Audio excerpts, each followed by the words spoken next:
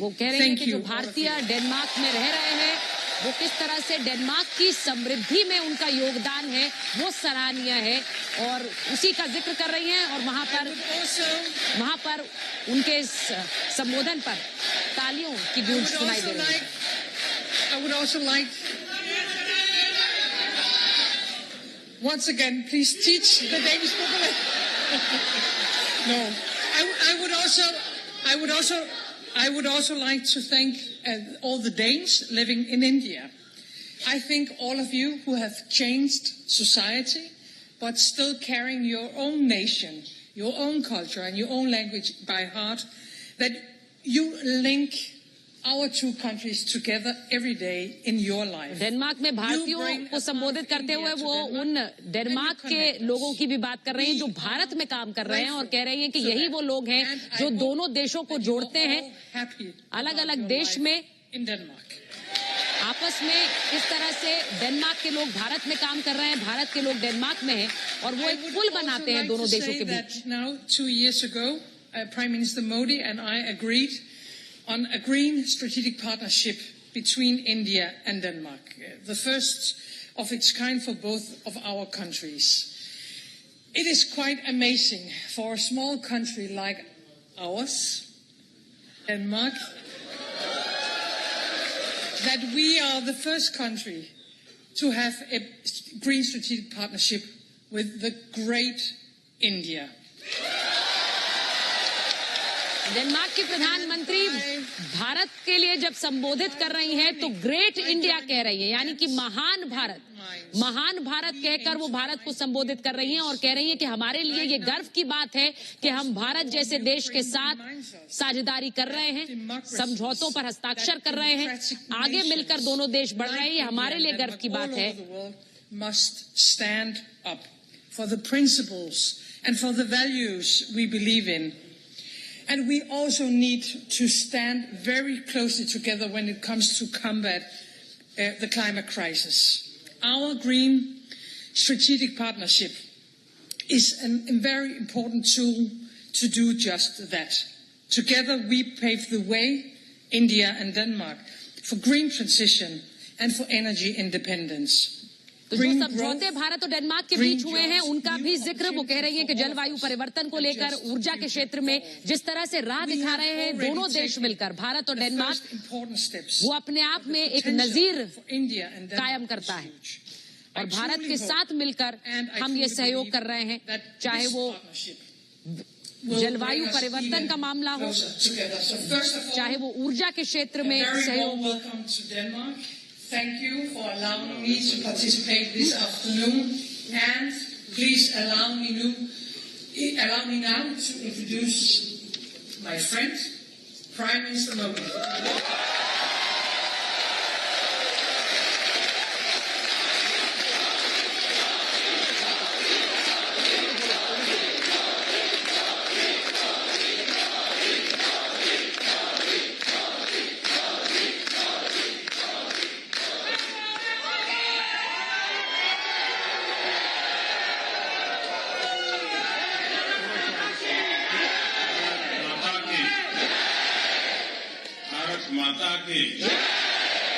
भारत माता की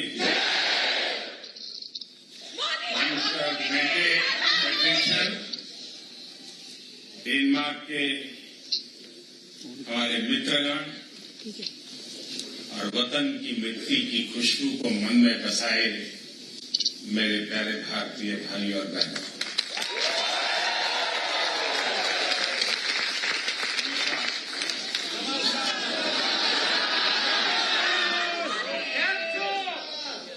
सबसे पहले तो मैं डेनमार्क के प्रधानमंत्री जी का हृदय से आभारी हूं कि उन्होंने इतना समय हमें दिया। 2 नंबर कम है। मुझे मालूम है कि उन्हें अगले काम के लिए कार्यक्रम के लिए बीच में से निकलना पड़ेगा। मैं उनसे भी आग्रह करूंगा कि आप संकोच मत कीजिए। अगर मेरा थोड़ा लंबा चल जाए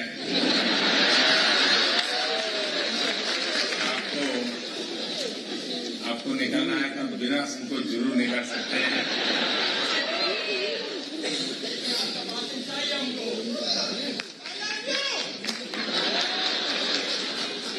आप लोगों ने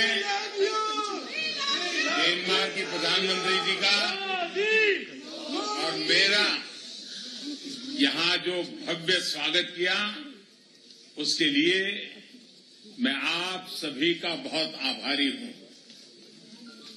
आज प्रधानमंत्री फेडरिक्सन का यहां होना इस बात का प्रमाण है कि भारतीयों के प्रति उनके दिल में कितना प्यार और सम्मान है।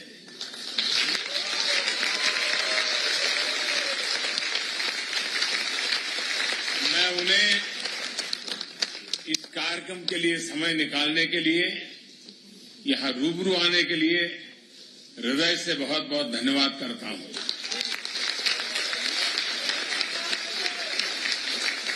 साथियों, कोरोना के कारण बहुत समय तक सभी की लाइफ एक तरह से वर्चुअल मोड में ही चल रही थी।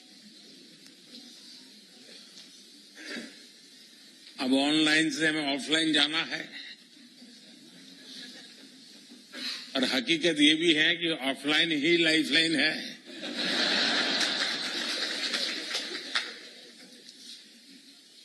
पिछले साल जैसे ही आवाजाही मुमकिन हुई, तो प्रधानमंत्री फेडरिक्सन पहली हेड ऑफ द गवर्नमेंट थी जिनका हमें भारत में स्वागत करने का अवसर मिला था।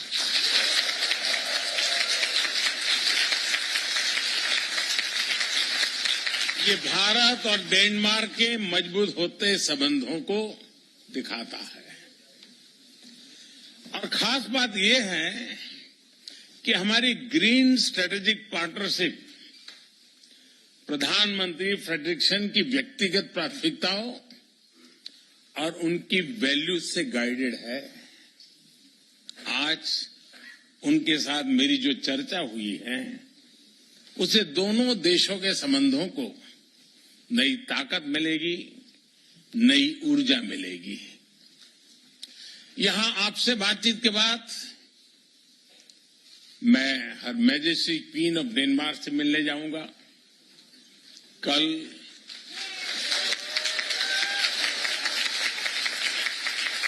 नॉर्डिक इंडिया समिट में नई संभावनाओं की तरफ हम बढ़ने वाले हैं। मुझे खुशी है कि पूरे नॉर्डिक रीजन के साथ भी भारत के रिश्ते बहुत मजबूत हो रहे हैं। साथियों, दुनिया भर में फैले भारतीय डायस्पोरा को अगर मिला लिया जाए तो उनकी संख्या कई देशों की आबादी से अधिक होगी।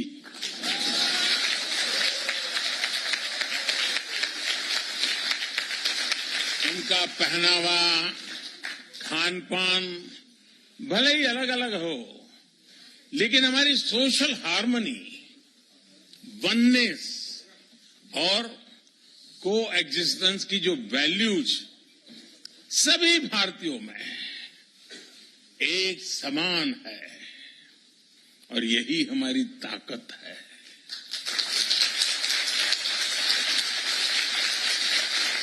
और जिनकी रूट्स किसी भी तरह मां भारती से जुड़ी हैं, वे स्वाभाविक तरह से लोकतंत्र और रूल ऑफ लॉ के प्रति सम्मान रखते ही हैं। एक भारतीय दुनिया में कहीं भी जाए, वो अपनी कर्मभूमि के लिए, उस देश के लिए पूरी ईमानदारी से कंट्रीब्यूट करता है।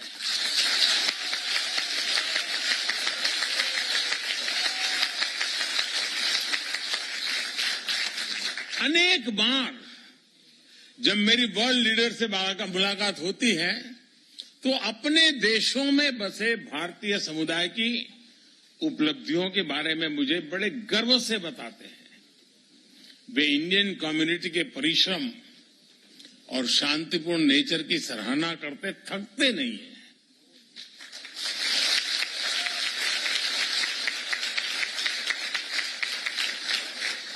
और इसके लिए धन्यवाद का हकदार मैं नहीं, आप सब हैं।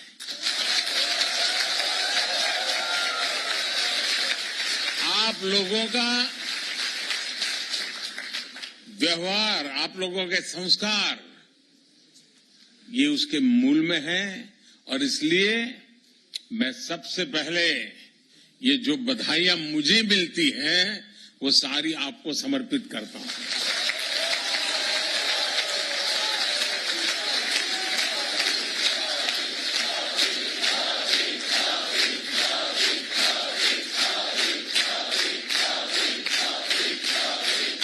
इंक्लूसिवनेस और कल्चरल डाइवर्सिटी, विविधता, विशेषता भारतीय समुदाय की ऐसी शक्ति है जो हम सबको प्रतिपल जीवंतता का एहसास कराती है। हजारों वर्षों के कालखंड ने इन वैल्यूज को हमारे भीतर विकसित किया है। आप यहां डेनमार्क में ही देखिए, भारत के अलग अलग राज्यों से लोग यहां आए हैं, बसे हैं। कोई तेलुगु बोलता है, कोई पंजाबी, कोई बांग्ला आणि कोई मराठी आणि કેટલા કેમ છો गुजराती।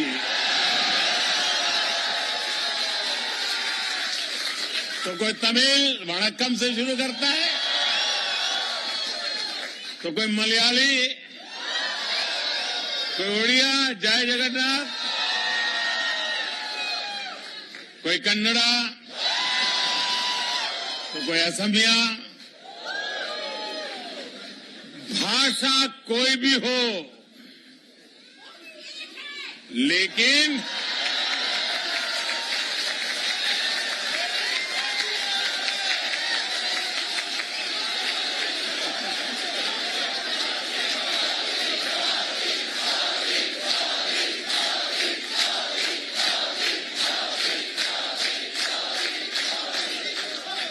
भाषा अनेक, भाव एक। भाषा कोई भी हो, लेकिन हम सभी के संस्कार भारतीय ही है।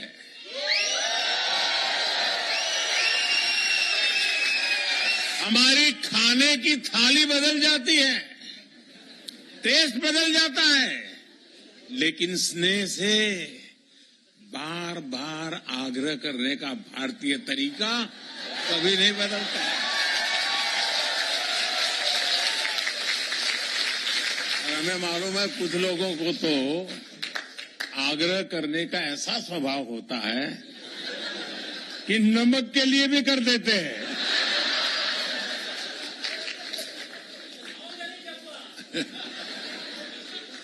हम राष्ट्र रक्षा के लिए मिलकर खड़े होते हैं, राष्ट्र निर्माण में मिलकर जुटते हैं। भारतीयता सबका साथ,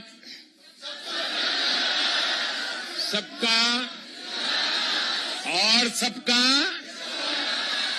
अब देखिए घर घर बात पहुंच चुकी है और डेनमार्क में भी गूंज रही है। सबका साथ, सबका विकास, सबका विश्वास और सबका प्रयास, और इसी से समृद्धि होती है। और साथियों, वसुधैव कुटुंबकम यानी वन वर्ल्ड, पूरा विश्व एक परिवार, हमारा ये कंसेप्ट व्यापार कारोबार की अवधारणा से भी बहुत विस्तृत है, बहुत व्यापक है, बहुत गहरा है, हिमालय से भी ऊंचा है। हमारी वन वर्ल्ड की अवधारणा अपनत्व पर, बंधुत्व पर, संवेदनशीलता पर, सम्मान पर टिकी है। 21वीं सदी का भारत भी नए ग्लोबल ऑर्डर के लिए इसी विजन को लेकर आगे बढ़ रहा है। साथियों, आज भारत जो कुछ भी हासिल कर रहा है, वो उपलब्धि सिर्फ भारत की नहीं है, बल्कि वो करीब 1/5 ह्यूमैनिटी की उपलब्धि है। कल्पना कीजिए कि अगर भारत में हम वैक्सीनेशन को हर परिवार तक नहीं पहुंचा पाते तो उसका दुनिया पर क्या असर होता। अगर भारत मेड इन इंडिया सस्ती और प्रभावी वैक्सीन पर काम न करता, बड़े स्केल पर प्रोडक्शन न करता, तो दुनिया के अनेक देशों की स्थिति क्या होती।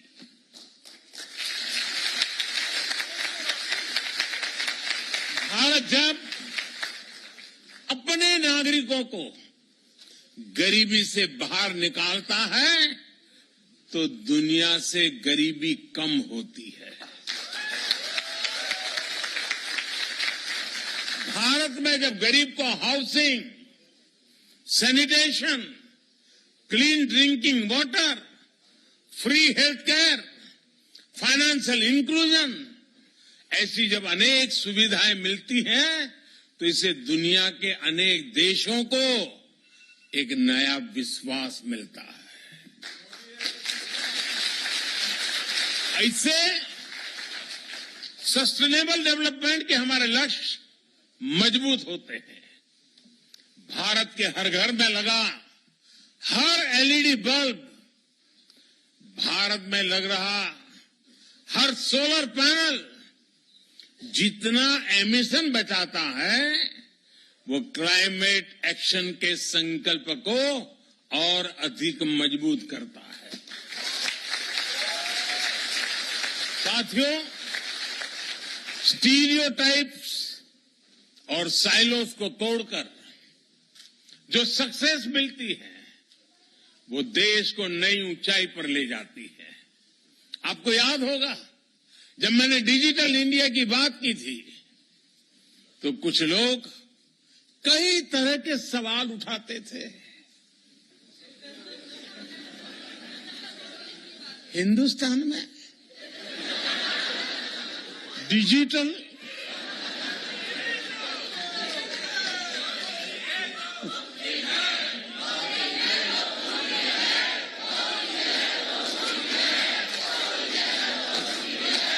न जाने ऐसे सवाल पूछते थे, लेकिन आज मैं कहना चाहता हूं दोस्तों, 5-6 साल पहले हम पर कैपिटा डेटा कंजम्पशन के मामले में दुनिया के सबसे पिछड़े देशों में से एक थे। ये मैं बहुत दूर की बात नहीं कर रहा हूं, 5-6 साल पहले। लेकिन आज स्थिति एकदम से बदल गई है। अनेक बड़े देश मिलकर जितना per capita mobile data consume करते हैं उससे ज्यादा हम भारत में करते हैं। सबसे बड़ी बात यह है कि आज जो भी नया यूजर जुड़ रहा है वो शहरों से नहीं है, दूर सुदूर जंगलों में रहने वाले भारत के छोटे छोटे गांव है। दोस्तों,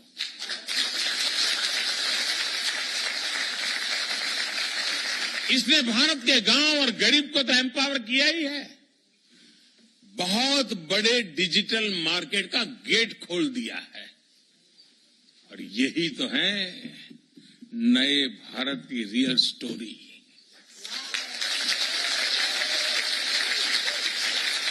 देश का मिजाज कैसे बदलता है, इसका एक और उदाहरण मैं आपको बताना चाहूंगा। ये हमारी आजादी का 75वां साल है। लगभग 75 महीने पहले, 75 मंथ्स पहले की बात मैं कर रहा हूं, हमने स्टार्टअप इंडिया कार्यक्रम शुरू किया था। तब स्टार्टअप इकोसिस्टम के रूप में दुनिया में भारत की कोई गिनती ही नहीं थी। नाम कहीं उल्लेख ही नहीं होता था। आज हम यूनिकॉर्न्स के मामले में दुनिया में नंबर 3 पर खड़े हैं।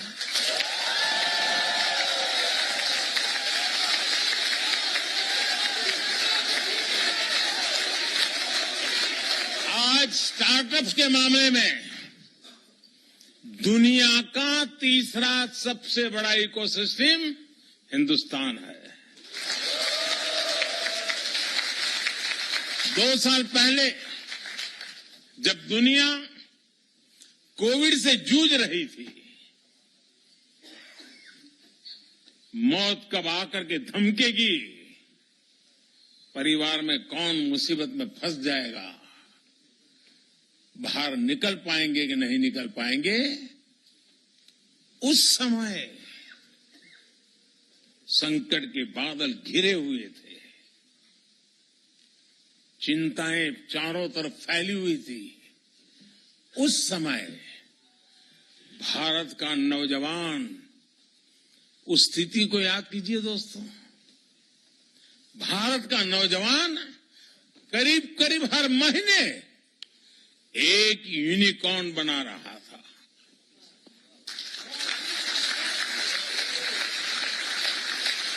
दो 2021 में तो ये स्पीड और बढ़ गई और 8-10 दिन में ही वो यूनिकॉर्न बनाने लग गया।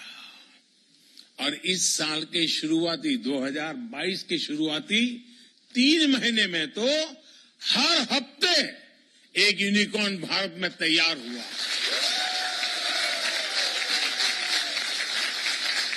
साथियों, भारत की ताकत, और ये बात दुनिया भी धीरे धीरे समझने लगी है। भारत की ताकत जब बढ़ती है तो साथियों, मेरे शब्दों में विश्वास करिए, दुनिया की ताकत भी बढ़ती है।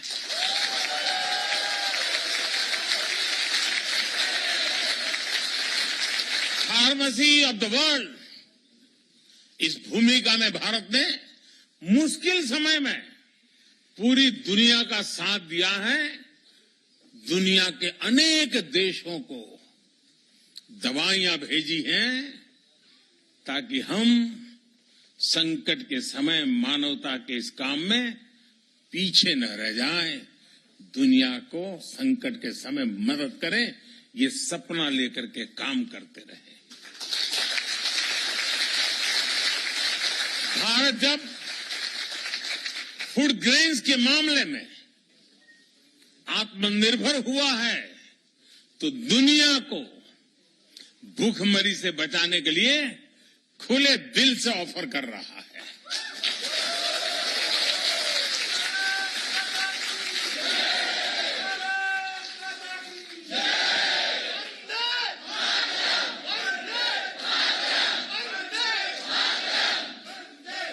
आईटी के मामले में भारत की ताकत बढ़ी तो इस सदी के बड़े संकटों के दौरान भारत ने दुनिया की मदद की। आज भारत एक बड़ी डिजिटल ग्लोबल पावर है, लेकिन इसको भी हमने अपने तक सीमित नहीं रखा है, बल्कि दुनिया के साथ हम शेयर कर रहे हैं। भारत के पास स्केल और स्पीड के साथ साथ शेयर एंड केयर की वैल्यू भी है। इसलिए ग्लोबल चैलेंजेस से निपटने के लिए भारत की कैपेसिटी में इन्वेस्ट करना वो सिर्फ भारत के लिए नहीं, दुनिया के लिए भी भलाई का काम है, दुनिया के हित में है। भारत के आत्मनिर्भरता में एक सशक्त ग्लोबल सप्लाई चेन का भविष्य जुड़ा है। वैश्विक सप्लाई चेन्स में भारत एक ट्रस्टेड और रिलायबल पार्टनर बन रहा है। साथियों, दुनिया को बेहतर बनाने के लिए भारत और डेनमार्क की साझेदारी बहुत अहम है। विशेष रूप से क्लाइमेट चेंज से जुड़ी हमारी चिंताएं भी और हमारे संकल्प भी साझा है। क्लाइमेट को जो नुकसान हुआ है उसमें भारत की भूमिका बहुत नगण्य है। दुनिया को तबाह करने में हिंदुस्तानियों की कोई भूमिका नहीं। हम तो वो लोग हैं जो पौधे में भी परमात्मा देखते हैं।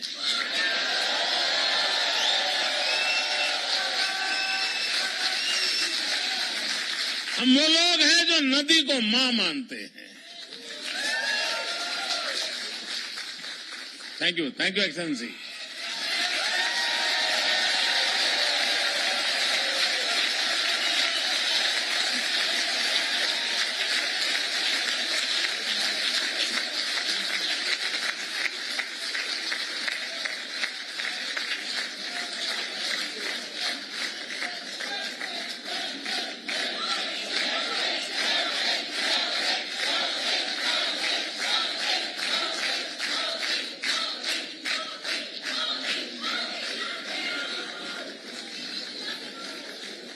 इतने व्यस्त समय में भी प्रधानमंत्री जी का यहां आकर के बैठना, हम सबसे बात करना, ये आप लोगों के प्रति उनका कितना प्यार है उसका ये उदाहरण है।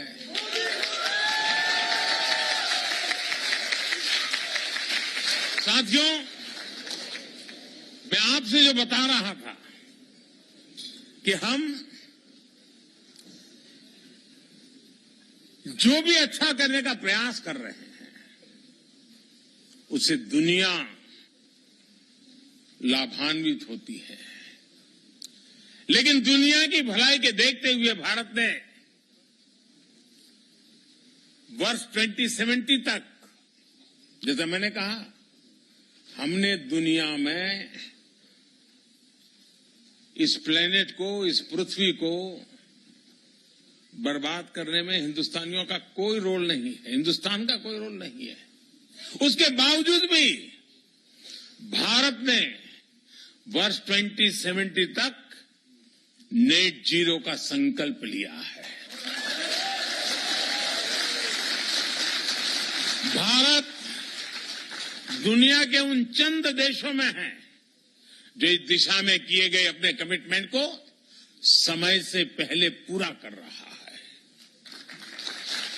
नॉन फोसिल सोर्सेज से 40% इंस्टॉल्ड कैपेसिटी का जो लक्ष्य हमने रखा था, और लक्ष्य में हमारा डेडलाइन था 2030। अभी तो 2030 काफी दूर है, लेकिन उस काम को हमने 9 साल पहले ही पूरा कर लिया जी।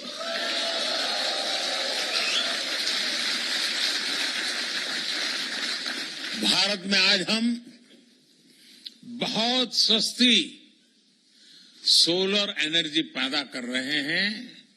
उसकी पर यूनिट कीमत सिर्फ 2.5 रुपये है, यानी 3 यूरो सेंट से कम भी कम। 1 यूनिट बिजली 3 यूरो सेंट से भी कम।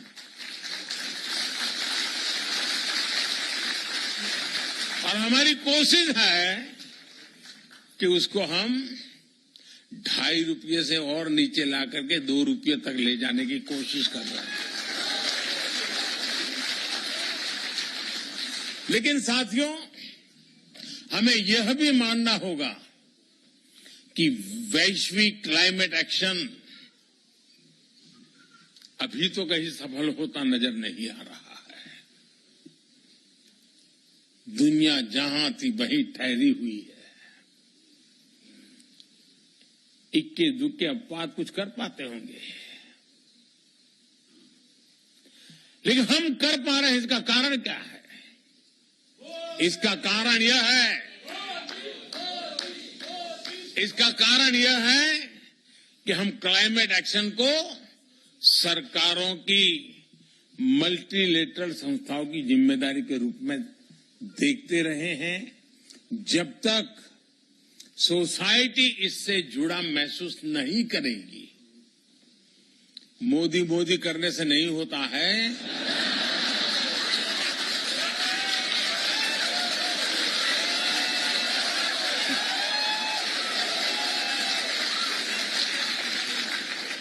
ये इसलिए हो रहा है कि हर हिंदुस्तानी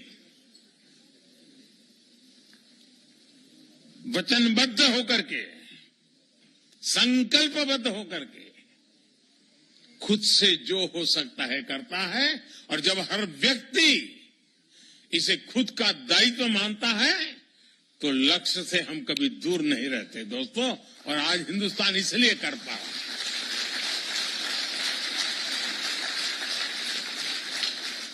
इस समस्या के समाधान में विश्व के अनेक विचार चल रहे हैं, अनेक योजनाएं चल रही हैं, अनेक एनजीओ भी अपनी दुनिया चला रहे हैं। बहुत कुछ हो रहा है, अलग अलग तरीके से हो रहा है। लेकिन हाँ, भारत ने एक नया विचार रखा है, आग्रह किया है। और मैंने ग्लासगो जब आया था तो मैंने एक शब्द में उस बात को वर्णित किया था और मैंने कहा था हमें लाइफ पर फोकस करना है। Life, LIFE। और जब मैं लाइफ बोलता हूं तो मेरा कहने का तात्पर्य होता है life style for environment. Life style for environment को प्रमोट करने का आज समय की सबसे बड़ी मांग है।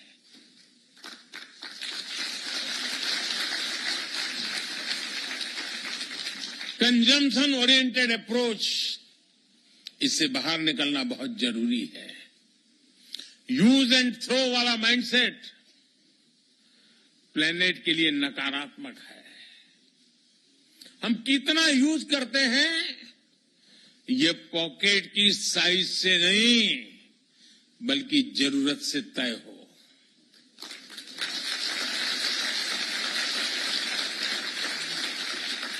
हम जरूरत से ज्यादा जो भी यूज कर रहे हैं उससे दुनिया में कोई न कोई वंचित हो रहा है। उससे दुनिया के किसी कोने में नेचर को एक्सप्लॉइट करने का दबाव बढ़ रहा है। इस सेंस ऑफ रिस्पॉन्सिबिलिटी को हमें अपनी फैमिलीज में जागृत करते रहना होगा और हर भारतीय को दुनिया में जहां जाए वहां इन हमारे संस्कारों को प्रकट करते ही रहना चाहिए।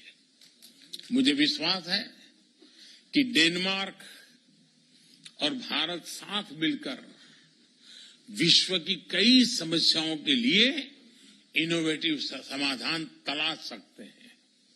ऐसे समय में जब हम आजादी का अमृत महोत्सव मना रहे हैं तब हमारी ये साझेदारी और अहम है।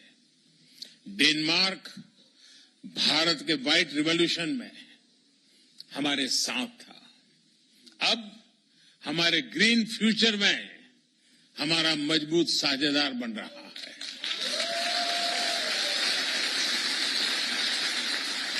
हमारे बीच इलेक्ट्रिक मोबिलिटी से लेकर green hydrogen, waste to wealth, sustainable urbanisation, green shipping, science, technology और इनोवेशन में सहयोग की अनंत संभावनाएं हैं।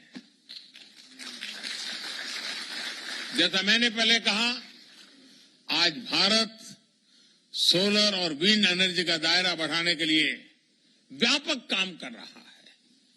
बायोफ्यूल से हमारे किसानों की आय बढ़ाने और हाइड्रोकार्बन पर निर्भरता कम करने के लिए बड़ा इंफ्रास्ट्रक्चर बन रहा है।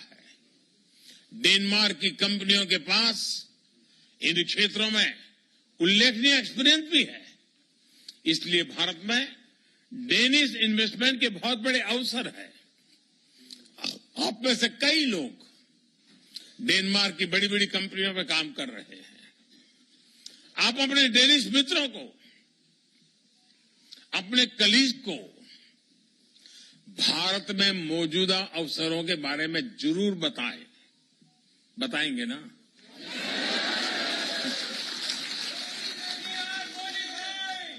ऐसा ना हो कि मोदी जी ने हमको तो परोस दिया लेकिन हम किसी को परोसेंगे नहीं।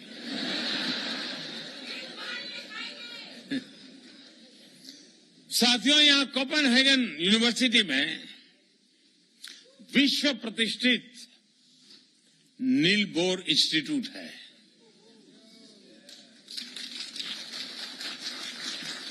आप सभी नील बोर के बारे में अवश्य जानते होंगे। फंडामेंटल फिजिक्स के इतिहास में वे सबसे इलस्ट्रियस व्यक्तियों में से एक है। उनकी इंटेलेक्चुअल उपलब्धियों के अलावा नील बोर इसलिए भी सम्मानित है क्योंकि उन्होंने अपने समय में कई टॉप साइंटिस्ट का जीवन बचाया था।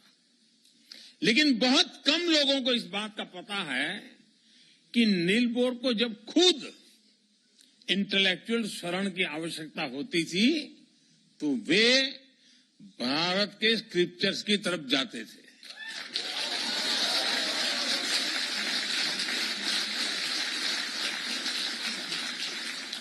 उनका ये वाक्य बहुत प्रसिद्ध है और वो कई बार उसका उल्लेख करते थे।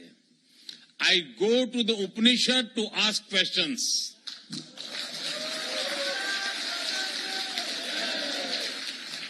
आज नम्रतापूर्वक लेकिन बड़े विश्वास के साथ हम अपने डेनिश दोस्तों को यह कहना चाहते हैं, come to India to jointly find answers to the problems of the planet.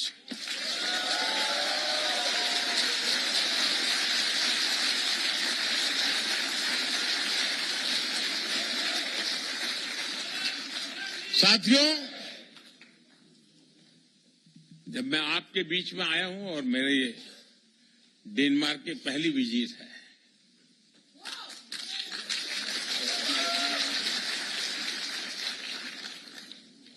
तो मैं आपसे कुछ मांग सकता हूं? सचमुच में?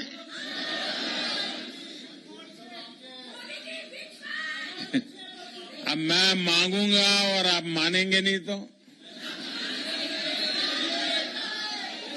मानेंगे लेकिन अगर करेंगे नहीं तो?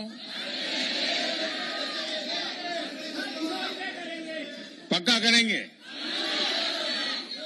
कितने लोग हैं जो वादा पूरा करेंगे?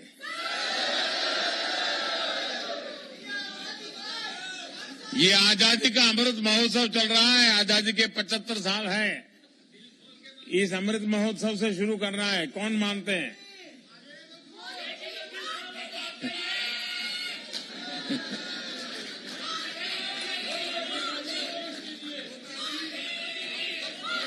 अगर आप मानने वाले हैं तो मैं बताऊं, मैं देख रहा हूं कि धीरे धीरे आवाज कम हो रही है। आपको लग रहा है कि कोई मुसीबत आ रही है। ऐसा ही हो रहा है ना? मैं दुनिया में हमारे जितने देशवासी रहते हैं, दुनिया के किसी भी कोने में क्या रहते हो, उनसे मेरा एक आग्रह है, आप अपनी आवाज जरा कम करो। आपकी आवाज कम करो। अब सबने देख लिया आप कहां बैठी हो।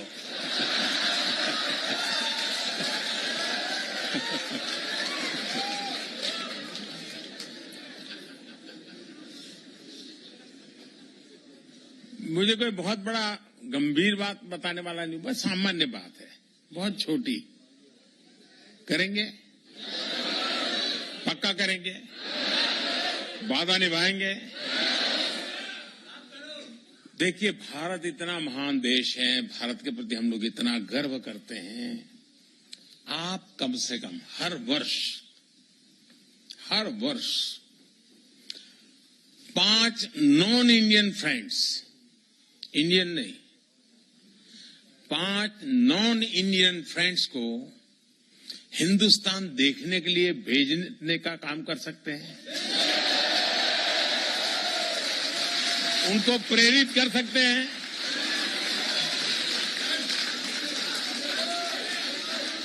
अभी से टारगेट कीजिएगा, हाँ इन 5 को तो मुझे हिंदुस्तान देखने के लिए भेजना है, और फिर उसको समझाइए। देखिए, हमारे यहाँ दक्षिण में ये है, तमिलनाडु में ये है, ओडिशा में ये है, बंगाल में ये है, जाइए। आपको कल्पना है दोस्तों, आप दुनिया की कितनी बड़ी ताकत बन जाओगे। फिर ऐसा मत करना कि वहां डायरेक्ट फ्लाइट नहीं है।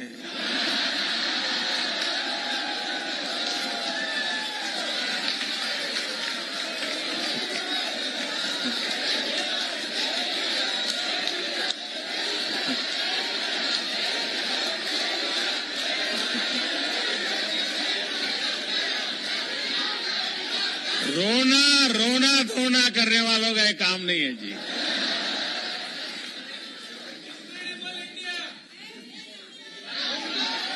एक जमाना था जब हवाई यात्राएं नहीं थी, मेरा देश ऐसा था कि दुनिया के लोग हजारों किलोमीटर पैदल यात्रा करके मेरा देश देखने के लिए।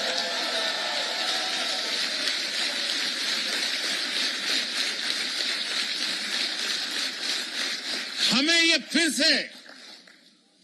फिर से ये वातावरण बनाना है।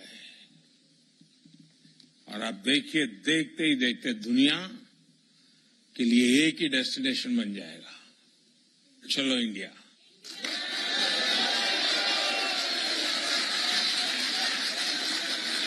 और ये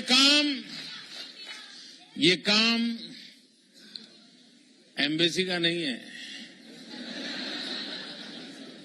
ये काम राजदूतों का नहीं है, ये काम आप जैसे राष्ट्रदूतों का है। राजदूत तो एक होता है, राष्ट्रदूत लाखों की तादाद में होते हैं। तो करेंगे, अब कुछ आवाज में दम है। चलिए दोस्तों, मुझे बहुत अच्छा लगा, आप सबसे मिलने का मौका मिल गया, और आप लोगों का उत्साह, उमंग पूरे हिंदुस्तान में खबर पहुंच गई होगी। आप भी तो वहीं से लाइव करते होंगे शायद बैठे बैठे। बहुत बहुत धन्यवाद दोस्तों। भारत माता की, भारत माता की, भारत माता की। वंदे वंदे वंदे वंदे वंदे वंदे वंदे वंदे वंदे।